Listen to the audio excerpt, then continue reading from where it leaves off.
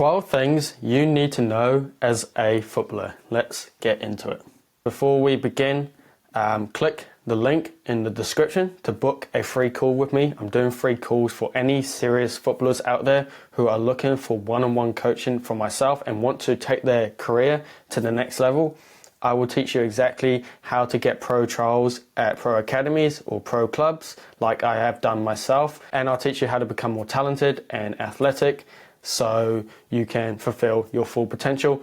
And if you struggle with confidence or any kind of like mentality things, I will help you unlock your mind so you don't freeze up in games. So make sure you book a time that you can actually make. So click the link in the description to book a call, only for serious footballers, no time wasters allowed.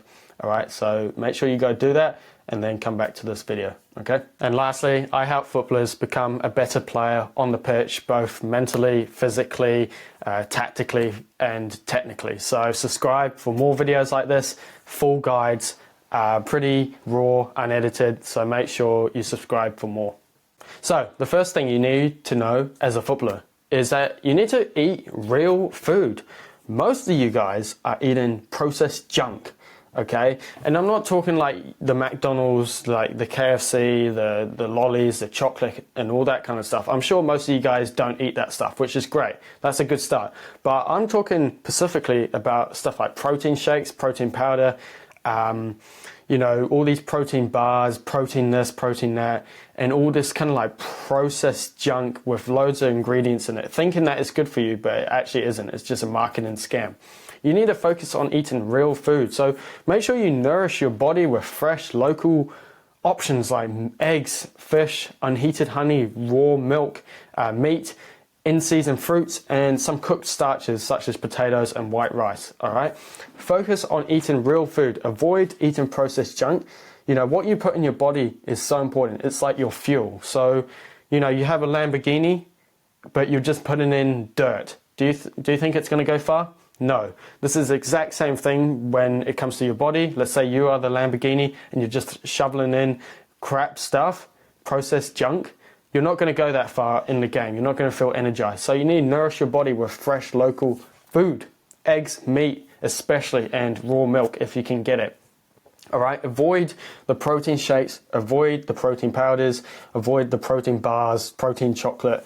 I don't even know what other products they have, but all this random stuff with loads of ingredients in it and loads of harmful chemicals, you need to avoid that stuff, all right? It's not actually real protein, all right? Raw whey protein is real whey protein. Whey protein that comes in the powder form is not real protein, okay? So that is the first thing you need to know as a footballer. Focus on eating real food. Next thing, simplify your approach to football. So many of you guys are overcomplicating it with excessive drills and exercises. You do realize like 11v11 is the real game. You doing drills in your back garden or at the park is not the real game. I want you to focus more on playing small-sided games, 11v11 matches. Stop focusing so much on doing all these drills and exercises because you're overcomplicating the sport. Football is actually so much more simpler than you think. It's just 2 goals, 22 players, 11 each, some boundaries, and a ball. You just have to get that ball in the goal. With you doing all these different drills and exercises, doing all these, you know, dribbling and shooting and crossing and all this kind of stuff, it's good, but it's kind of overcomplicating it. You just need to play more of the real game, and that is 10 times better than doing loads of individual trainings by yourself, grinding away. All right? If you want to work on specific skills, then just get a ball and find a wall and experiment and push your limits. Do a bit of dribbling, it's absolutely fine. But what I'm trying to say is that you need to play the real game more. Play more 11v11 matches. If you can play up to like 3 11v11 matches a week, this will be 10 times better than playing football every single day doing drills, okay? Play more real football and just simplify your approach to football. Just focus on playing against real players. And then if you need to sharpen your sword, sharpen specific skills, then you can do some individual training, okay? Third thing, structure your life to support your football goal. So I'm sure most of you want to go to a high level in football, academy, college, or obviously professional.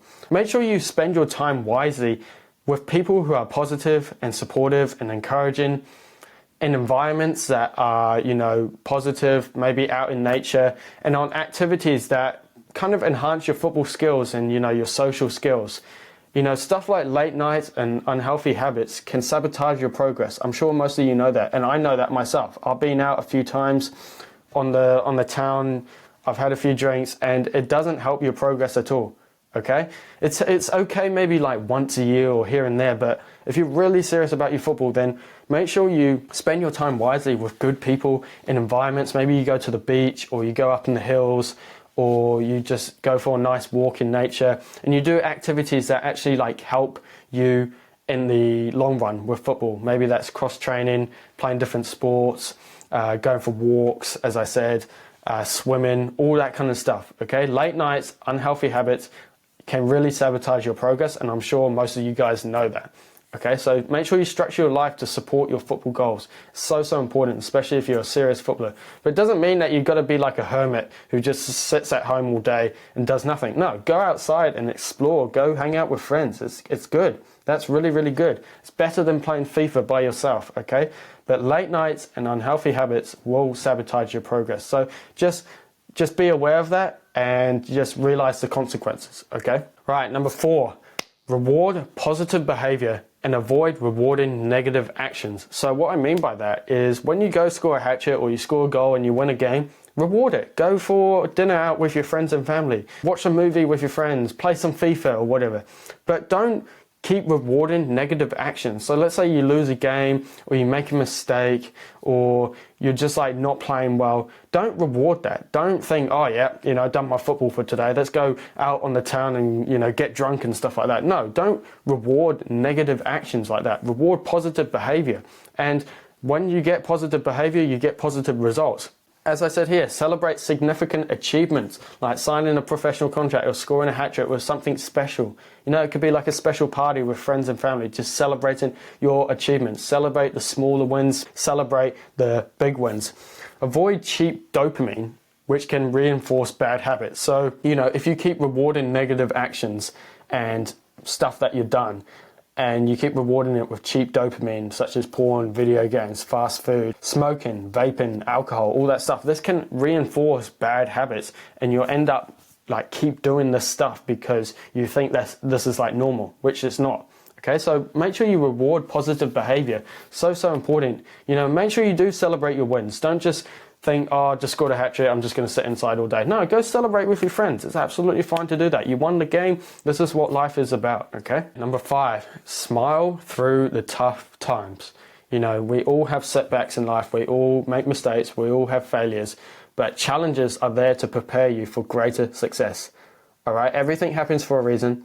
So if you have a setback, it's a time to reflect and learn. And you can use adversity as a stepping stone to your next victory, all right? So let's say you mess up, you miss a penalty or something, and you lose the game for your team. You come back home and you reflect. You think, how did I miss that penalty? Did I not put enough power into it? What did I do wrong? Was my run-up wrong? All that stuff. Obviously, we don't want to overthink it, okay? Mistakes happen. We all make mistakes. Ronaldo, Messi, Neymar, they all make mistakes, okay? But what can you do next time to not make that same mistake? Should you spend an extra 10 minutes after training practicing your penalties, okay? This is what you got to do if you're serious as a footballer or serious in anything in life. You've got to smile through the tough times. Most of you guys actually don't smile when it comes to playing football, and you play like a robot and you act like a robot and you end up being a robot because you have no emotion to your game, all right? So smile, you know, it's absolutely fine, and you'll realize that smiling and laughing can cure a lot of depression, a lot of like mental health issues if you just smile and laugh more, okay? So yeah, challenges are there to prepare you for greater success. So make sure you reflect and, you know, analyze the challenge or the setback and see how you can get over it, okay? It's quite simple, but it takes mental toughness. So you've got to be alone. You can talk to your close ones, but make sure you smile through the tough times, because this is what this journey is about. Obviously, like the destination is, you know, signing a pro contract, all that kind of stuff, but it's all about the journey. It's not actually about the destination, okay? So enjoy this journey. You'll be happy that you did it when you're 80 years old, okay? Number 6, really important. You know, so many footballers focus on diet and exercise and training and workouts and all that kind of stuff, but then they neglect their sleep. Sleep is the most important recovery tool if you didn't know already. All right, so you need to protect your sleep by minimizing exposure to artificial blue light. So that is from your phone, all right? Blue light from your phone, blue light from overhead lights, from your Xbox, from your TV. That is artificial blue light. So you need to make sure you minimize that into your eyes and your skin. So if you have a pair of blue light blocking glasses, I highly recommend you wear those every single night. They will help your sleep a lot. And to go to sleep before 10 p.m., if you miss that kind of 10 p.m. spot, you kind of miss out on loads of good growth hormones. For those who are saying like, oh, I can't grow muscle, I can't get taller, I can't gain weight, it's probably because you're going to bed too late and you're not optimizing your circadian rhythm. So you need to make sure you get to sleep before 10 p.m. and do your best to watch the sunrise every morning. So get up, even if it's 6 o'clock, 5 o'clock, try and get up as early as possible so you can watch the sunrise and get that morning light into your eyes. So important for your circadian rhythm. Good sleep is crucial for growth and athletic performance. I think all of you guys know that, but most of you guys sleep wrong and your sleep quality is pretty poor. All right, so blue light can disrupt your melatonin production and increase stress. So make sure you get a pair of blue light blocking glasses and wear those after sunset and at night to minimize your exposure to artificial blue light. But sleep is so important. Once you maximize your sleep and get really good sleep quality, then your performance will go up and your health will go up as a result. Right, number 7, set goals that are within your control and break them down into actionable steps. So many of you guys, you know, your goal is become a professional footballer or win the Ballon d'Or or win the World Cup or, you know, play for my national team. Okay, that's cool. That's a nice ultimate goal. You can have that maybe on your wall. But what are you going to do to get there? It doesn't come overnight. Becoming a professional doesn't come overnight. Playing for your national team doesn't come overnight. You're not going to win the Ballon d'Or in a week's time. So what are you going to do to get there? What are your actionable steps? Okay, so avoid vague goals like become a world-class player or become more athletic. Focus on specific achievable targets. Okay, so maybe become more athletic. So maybe in a month's time you want to start feeling your glutes when you play football. So what are you going to do to feel them? You're going to start doing your toe retractions and lymphatic hops 3 times a week. Link in the description for my full training program, the Natural Freedom Hub. You'll find all the fascia training in there. So maybe you start doing that to start feeling your glutes, then you can become more athletic. Become a world-class player. So maybe you need to optimize your health, your sleep, your training. What are you going to do every single day to reach those goals? Okay. Set goals that are within your control. Don't set crazy, unrealistic goals like sign for Real Madrid next week. Like, that's not going to happen, let's be honest. So set good, realistic goals, ambitious goals, but set realistic goals that you can make and will push you. Okay, so important. And make sure you have like a to-do list every single day. So I'm going to do my training, I'm going to eat a good breakfast, I'm going to watch the sunrise, I'm going to watch the sunset, and I'm going to go to bed before 10 p.m. There's 5 things you could do every single day to reach your goals. Number 8, dedicate 80% of your football time to playing the game. You know, so many footballers, and me, myself, I made the mistake of just like focusing too much on the extra stuff, like the training, the workouts, the recovery, all this kind of random stuff that you have to do off the pitch, all right? I didn't play enough football, all right? End of the day, we're trying to become footballers. You know, if I want to get better at playing guitar, I'll play more of the guitar, okay? And then I'll maybe do some extra stuff, maybe, I don't know, some lessons on YouTube or something like that. But most of the time, I'm playing guitar, okay? This is the exact same with football. Most of you guys need to play more football. So 80% of your time in this world should be playing football, playing the game. This includes full 11v11 matches as much as possible. Small-sided games, indoor, futsal, doing rondos, doing like 3v3s with your mate. So 80% of your time should be playing the game, the real game, okay? As much 11v11 matches as possible, small-sided games. Okay, this is where you will learn the game. This is where you will improve the most. So many footballers try to look for all these different hacks, you know, hack to improve speed, hack to improve strength, hack to improve, agility, hack to improve my energy levels. But if you just play the game more, you will improve everything at once. Then the remaining 20% can be focused on athletic exercises, walking, barefoot ball work, specific training drills. This is how you should dedicate your time and optimize it so you can get the best out of every single day. Number 9, and I wish somebody told me this when I was younger. For most of my life, I've just been playing football. I play football 3-5 hours a day, which is great. But I wish somebody told me to play different sports. Okay, I'm a good athlete overall, so I wish somebody told me just play some different sports on your rest days or your off days, or someday maybe don't play football at all and just go play some tennis or basketball or ping pong or golf or swimming. Okay, these are great for expanding your movement skills and overall athletic capability. It expands your movement vocabulary. Okay, you'll find that a lot of top footballers and top athletes actually play various sports. I think Zlatan Ibrahimovic, he plays tennis. Ronaldo, he plays basketball and different sports. It's cool. Obviously Gareth Bale, he does the golf. So this helps your coordination and your athleticism because you're engaging in various sports. So on your rest days or off days or whenever you have a bit of free time and you're just outside, get your mates down and just, I don't know, go play some tennis, play some ping pong. Instead of playing on the FIFA, go play some tennis and basketball. It can be relaxed. It doesn't have to be super competitive, just social, having fun. Okay, outside, so important. I wish somebody told me this when I was younger because I used to just play football non-stop, which is obviously great because I want to become a footballer, but I wish somebody told me just play some other sports. It will help your athletic ability, okay? Number 10, avoid activities and habits that hinder your performance and increase injury risk.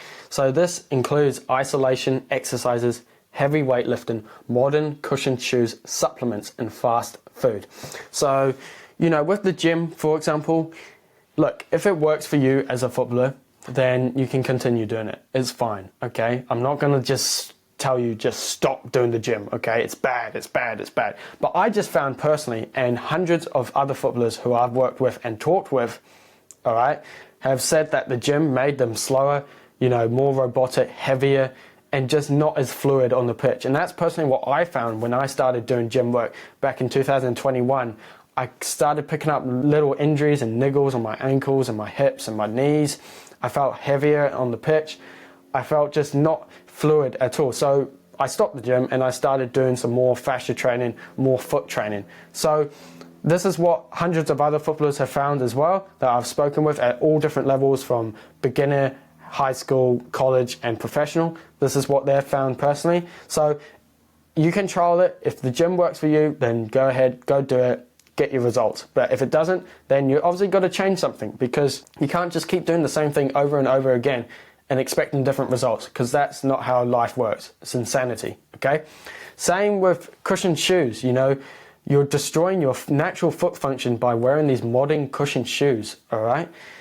Just try find some barefoot shoes, Vivo Barefoot, really good. I've got a pair of Bay running shoes. And same with supplements and fast food. Eat real food that are nutritious and whole foods, okay? Meat, eggs, raw dairy, fruit. Supplements and fast food are pretty hard to digest for the body and are pretty low in nutrients, okay? So avoid activities and habits that hinder your performance and increase injury risk. We simply just want to work with nature. So that means getting outside, grounding, eating real food, and I guarantee your performance will improve massively. Number 11, focus on the fundamentals needed to play football well. So, become athletic so you can navigate the pitch well. You can get across the pitch, you're fast, you're strong. Be smart to understand positioning and timing. So important. People underestimate, being a smart player on the pitch. Look at someone like Busquets. He's not the quickest, but he's very smart with his positioning and his timing, and his obviously technical ability that he can beat players easily. Become technical to execute skills like dribbling and passing and shooting, and be a leader to organize and communicate effectively with your team. If you can master these 4 things in football, then you can become an elite footballer. These are the fundamentals of football, and if you master them, you will play every single game well because you're confident in your ability. And this is obviously what I teach you inside the Natural Freedom Hub. Link in the description to join. And obviously, if you want to book a free call with me and we can discuss about one-on-one coaching, then feel free to do so as well. But focus on these fundamentals needed to play well, and you will become an elite footballer. And last one, number 12, coaches value players who contribute to winning matches. The truth is, coaches don't actually care about how much you train off the pitch. They don't care how many dribbling drills you do. They don't care if you eat healthy food. They don't care if you sleep well. They just care about players who can win them games. And I know players who are less talented than me, but got selected for teams and started regularly because they won the coach the game. They won the team the game. Over me, who was on the bench and couldn't win games because I couldn't tap into the flow state and I couldn't mentally be there. Now I've obviously changed all that and I'm the one starting, I'm the one winning games. But this just shows that it doesn't really matter how much talent you have. If you can't unlock it on the pitch, then no one cares, okay? No one cares about how much hard work you do off the pitch, okay? So this means excelling in scoring goals, making assists and keeping clean sheets. If you can be a player who can score goals, create goals, then you'll be such a valuable player. Obviously, if you're a goalkeeper, defender, and you can keep clean sheets, stop the opposition from scoring, then you'll be a very valuable player. So make sure you align your training, lifestyle, and nutrition to enhance these abilities, okay? This is simply just working with nature. Coaches value this. They value players who can contribute to winning matches. That's all they care about. Coaches don't care about anything else. They just want to get the 3 points and they want to score goals and win games, okay? They don't care about your hard work, and that's the truth, okay? If I was a coach, I wouldn't care if that winger and that winger, I don't care who works harder. I just want the winger who will score the goals and win me the game. So yes, guys, those were 12 things you need to know as a footballer. I hope that helped. I hope you enjoyed it. Make sure you join the Natural Freedom Hub, link in the description, my private football community, where there is like-minded footballers in there with loads of course material to help you become an elite footballer. Anyway, let me know any questions and what videos you'd like to see next, and I'll see you in the next one. Peace.